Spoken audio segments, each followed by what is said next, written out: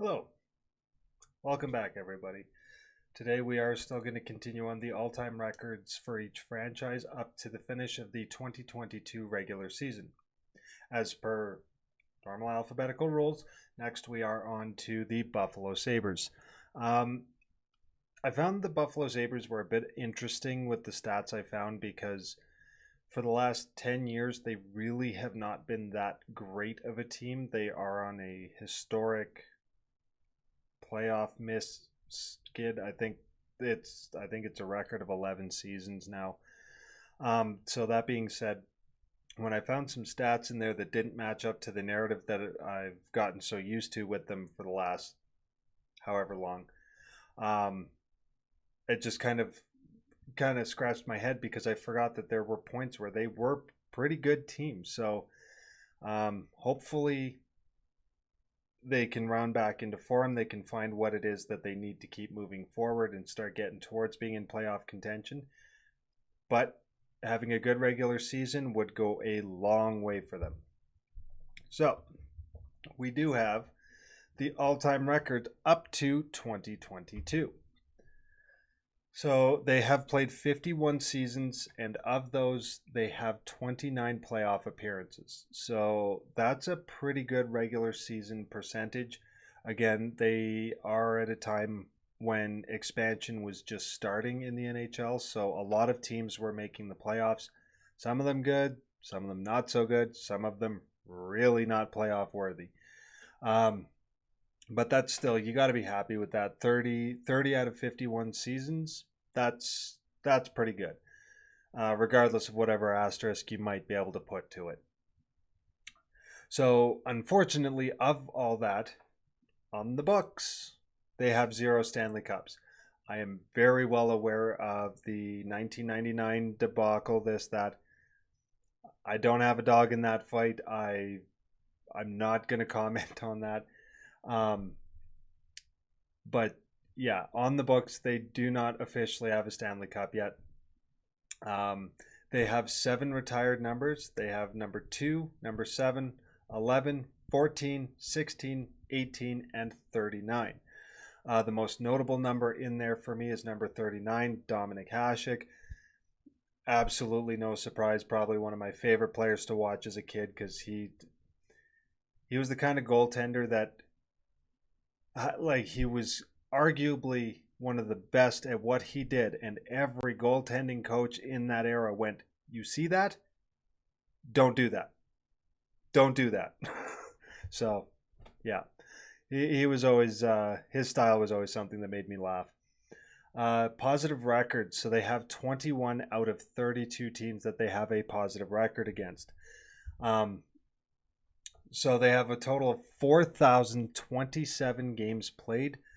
Of those, 1,837 wins, 1,603 losses, 409 ties, and 178 overtime losses. So, and I've said this in every video so far, I took the wins as is. Losses, ties, and overtime losses just counted as losses, totaled them up, and you have a points win percentage of about 46%. Or no, this ignores wins altogether. This is record as is, not NHL with the extra point yet. Yeah, you guys know what I'm talking about there. So I thought that was pretty interesting. I would say that if you were to take out the last, yeah, about the last 10 years, that would probably bump up closer to 48 or 49%. But the last 10 seasons have done them no favors whatsoever. So here's a breakdown of their team by team record. So as always, it is organized by points percentage. Um, Again, this is a team that's been around for 50 years versus Boston, who was at 97 years. Things like that, right? So I wanted the percentage to reflect better how they're actually doing, with the points that have been available to them. So the Buffalo Sabres, like the Boston Bruins in yesterday's video, did are in the Atlantic Division. So they have the Toronto Maple Leafs, the Tampa Bay Lightning, the Ottawa Senators, the Montreal Canadiens, the Florida Panthers, the Detroit Red Wings, and the Boston Bruins to contend with. Yeah, that's 7. For a second there, I thought I had 8 teams in there. I was about to be like, that's way wrong. But that being said, they have a winning record against everybody in the division except for Boston, and that kind of surprised me. They have a dead even record for points percentage with the Minnesota Wild and the Vegas Golden Knights. The Vegas Golden Knights and the Seattle Kraken will be outliers. I really won't hold a whole lot of weight in their records because there's such a small sample size. But interestingly enough, they have lost both times to the Seattle Kraken, so they have yet to collect a point from them.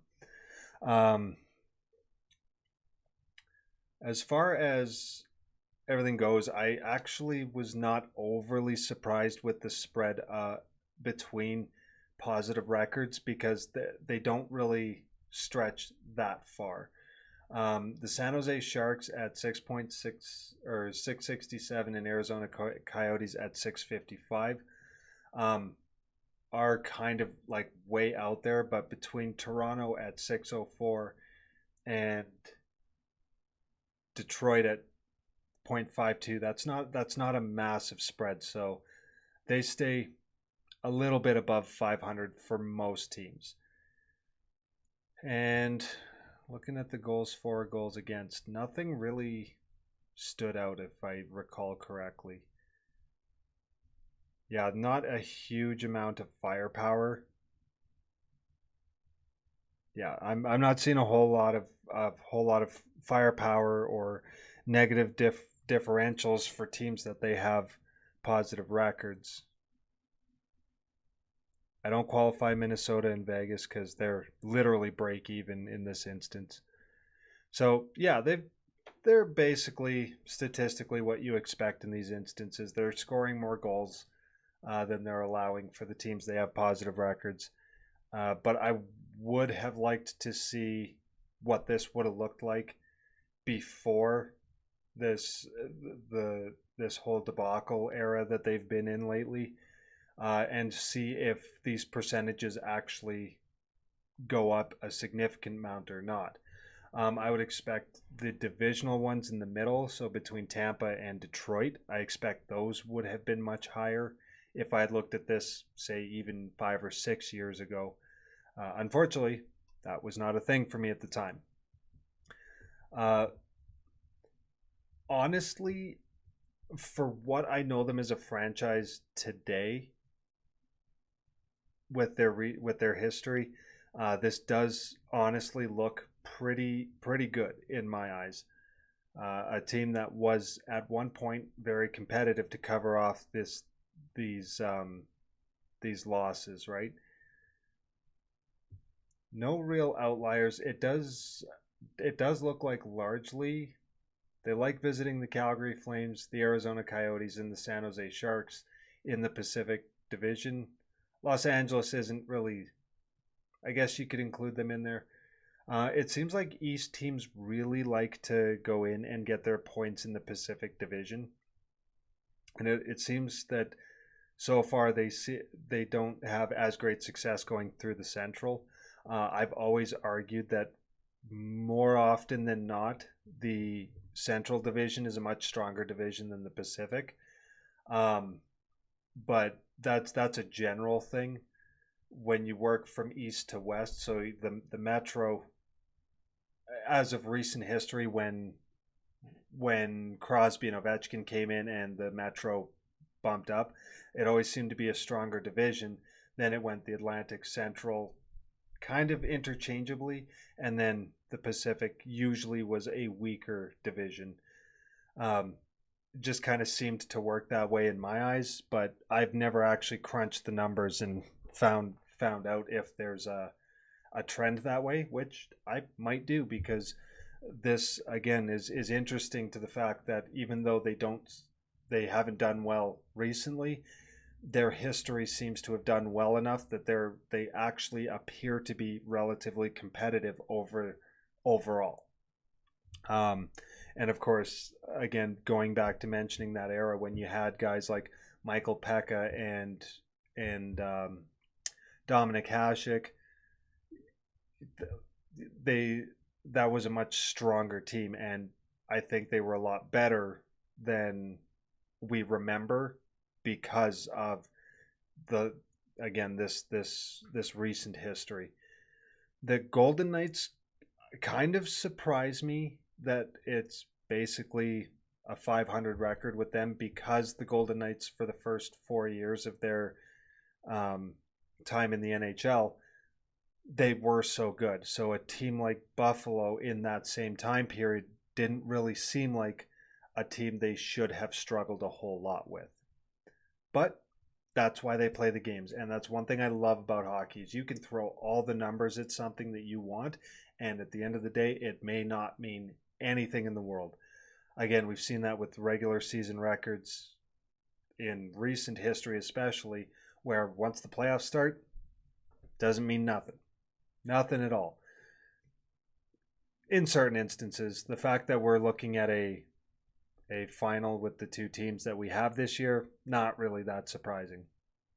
So yeah, I would like to say that of their percentages, I would say Buffalo fans should be pretty happy with the franchise overall, but I would imagine they want to see them get back into form sooner rather than later at this point.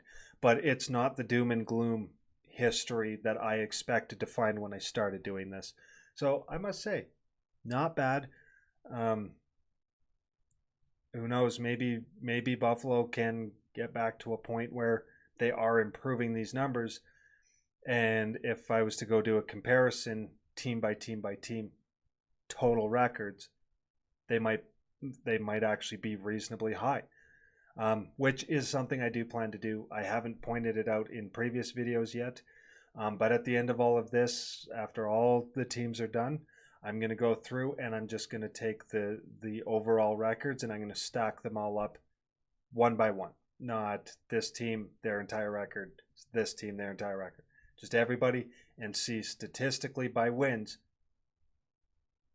who is technically the best team.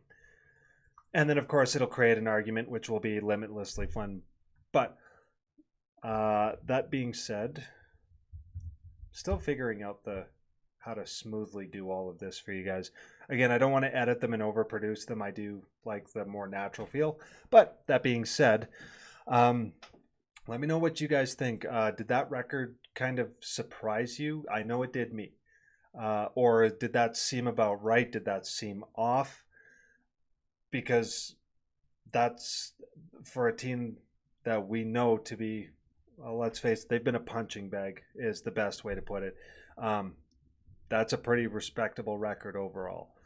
But let me know what you think in the comments section down below, just like with the other videos. If there is something that you'd like to let me know about oh, I just happened to notice something, a quick one off. They have a 531 points percentage against Montreal, but they do have a negative goal differential of almost looks like a 0.14 negative. Anyways, I just happened to notice that. So yeah, let me know what you guys think. If you guys have any fun facts that you'd like to chime in, please share. That's always the fun part about doing this.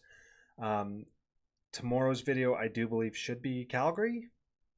And moving forward, if you did like the video, please drop a like. If you'd like to see more of them, please subscribe to the channel, and then you'll get the notifications whenever the videos do go up. For now, they're going to be just this series I'm working on right now.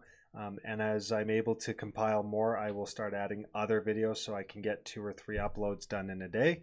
But it's one step at a time. But that being said, until the next one, stay happy, stay healthy, stay safe. Thank you, and all the best.